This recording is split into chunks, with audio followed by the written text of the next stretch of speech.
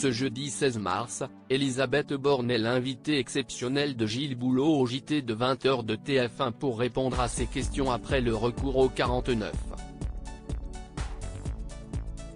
3 à l'Assemblée nationale sur la réforme des retraites, a annoncé la chaîne dans un communiqué.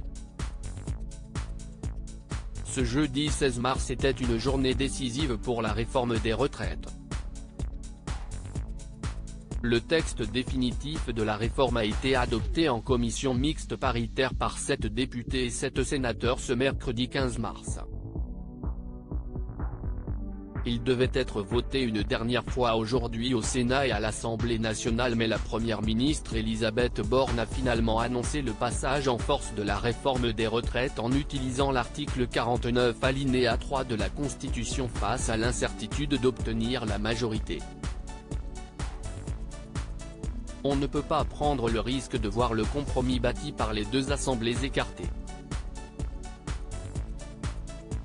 On ne peut pas faire de pari sur l'avenir de nos retraites, a-t-elle expliqué dans l'hémicycle sous les huées des oppositions.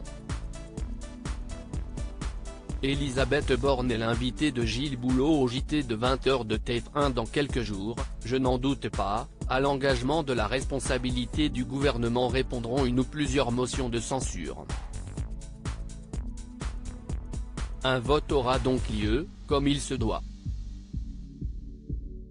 Et c'est donc la démocratie parlementaire qui aura le dernier mot, a ajouté la première ministre. Et après le recours à l'article 49. 3 de la Constitution, Elisabeth Borne sera présente sur le plateau du JT de 20h de TF1 pour expliquer la décision du gouvernement. Ce soir, jeudi 16 mars 2023, la première ministre Elisabeth Borne sera l'invitée exceptionnelle du JT de 20h de TF1, en direct sur le plateau du journal, après le recours au 49. 3 à l'Assemblée nationale sur la réforme des retraites. La chef du gouvernement répondra en exclusivité aux questions de Gilles Boulot, a annoncé TF1 dans un communiqué. On ne peut pas jouer avec l'avenir du pays, a affirmé Emmanuel Macron. Emmanuel Macron a affirmé pendant le Conseil des ministres qui s'est déroulé ce jeudi 16 mars qu'il ne pouvait pas jouer avec l'avenir du pays en justifiant le recours au 49. 3, a rapporté un participant à l'AFP.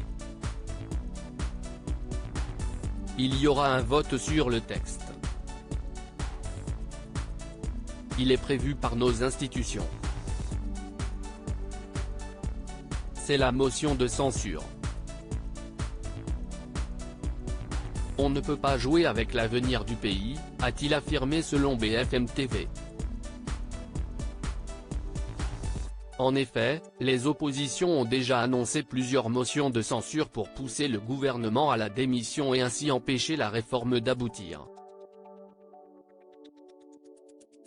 À lire aussi excusez-moi, la bourde d'Anne-Sophie Lapix face à Elisabeth Borne qui fait sourire la première ministre.